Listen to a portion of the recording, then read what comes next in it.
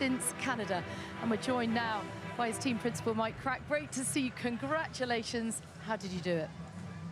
I didn't get it. How did you do it? How did you get it? It was a very, very intense race today. I think from the start, well, already yesterday with the rain, with the dry, it's really tough these days when you have all these changing conditions all the time.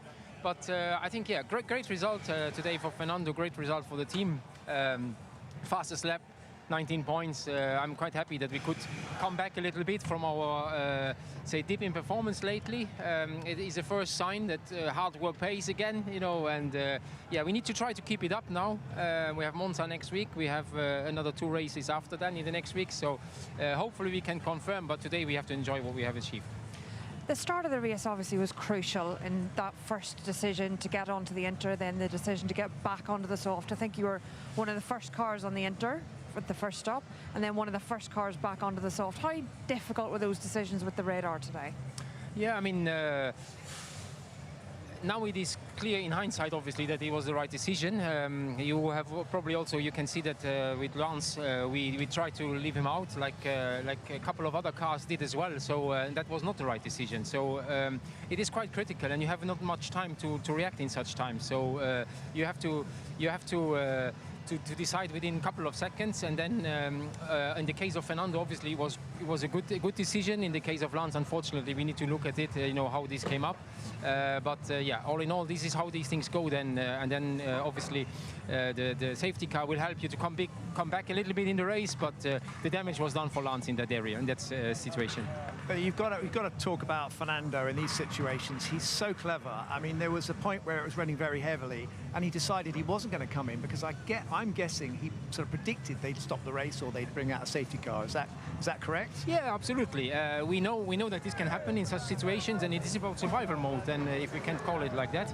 And I think the experience at Le Mans, the experience in other categories in such situation is really paying, because you have multiple seals in Le Mans in different conditions where you just have to stay out because the pit stops are so long. So I think this experience, but also you have to have the skills to do it. It's also not so easy to stay on track in such conditions, but you could see that. Who's taking the lead? Are you taking the lead from him, or is he taking?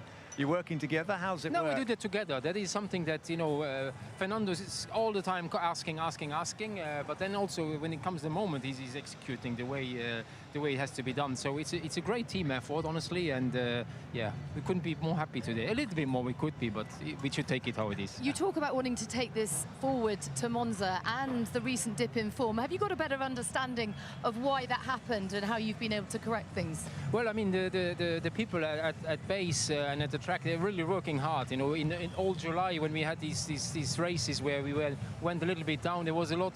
The lights in the new factory did never go off, to be honest. And then, you know, it's about bringing parts, and I think we managed to do a small step in Spa. I think we managed a step here. I think we need to be careful, you know, not to overreact too quickly. Is it now the good step in the right direction? You know, we need a bit more races, because we had a lot of changeable conditions also, we have to be honest, you know, so to conclude on the pecking order from this weekend, I think will be dangerous. Thank you very much for your time. Congratulations today. Thank you very much. Okay, let's take a closer look at Mercedes Day. It was a mixed bag for them. Lewis Hamilton finishing 6th and George Russell having to retire from the race with the